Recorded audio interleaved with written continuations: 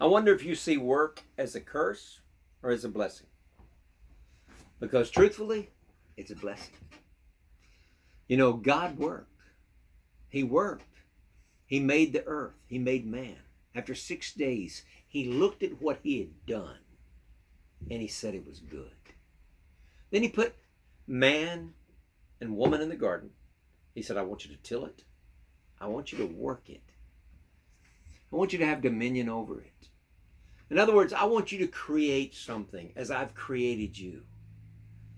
And it was an expression of who they were, created in the image of God, that they work. God made work to be fun. Now, he gave it before the fall. After the fall, it was cursed. He said, because of this sin, what's going to happen? You're going to have thorns, thistles. By the sweat of your brow, you're going to work. So it became difficult, but certainly not impossible. And certainly it's still required. God gives us the grace to turn work over on its head, the bad part, and make it one of the most fun things in our lives. Something in which we're co-laborers with God and that can bring glory and honor to him and affect untold lives in a way that brings out everything God's put inside of us. That's what he means. Now, so without work, we naturally drift to lethargy, even to evil. Because without work, idle hands are the devil's workshop. Have you heard that all your life? Well, it's true. It's work that keeps us going.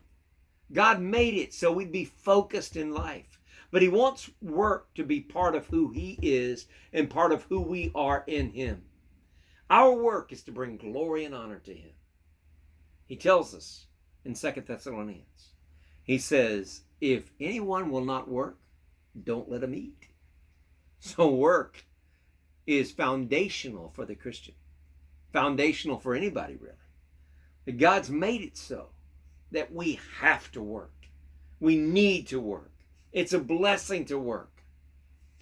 Throughout the ministry, I don't know how many people there's been that I've seen retire when they're 50s, 60s, whatever, and some in their 40s.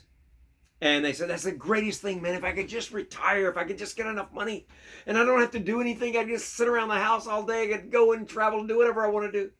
You know what I found out? 2 or 3 years down the road, they're miserable. They're trying to find things to do. They can't find enough hobbies. They don't have enough to drive them. How many times have those people fallen dead with a heart attack or something else 2 or 3 years, 4 years, 5 years after they retired? Because they didn't have any motivation in life. God wants us to work. And he means for us to work and produce. That's what capitalism is based upon.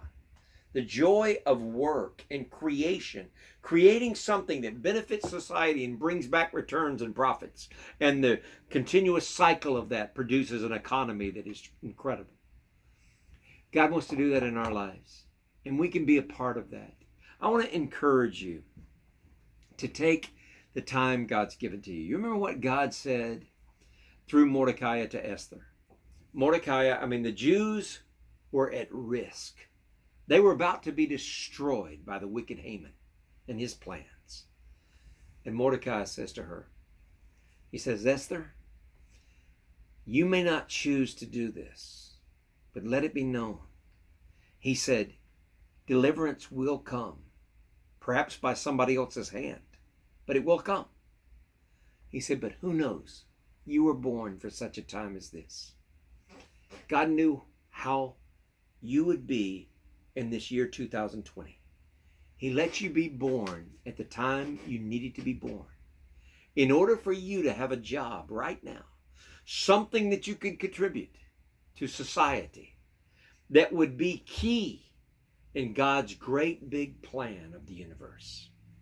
And he means for us to do it to his glory and to his honor. Work is such a blessing. Let God take your work and turn it from drudgery into a blessing, and then you bless other people, and you won't even be able to believe it, how fast it will go by, and you'll look forward to the next day. God bless you, and have a great day.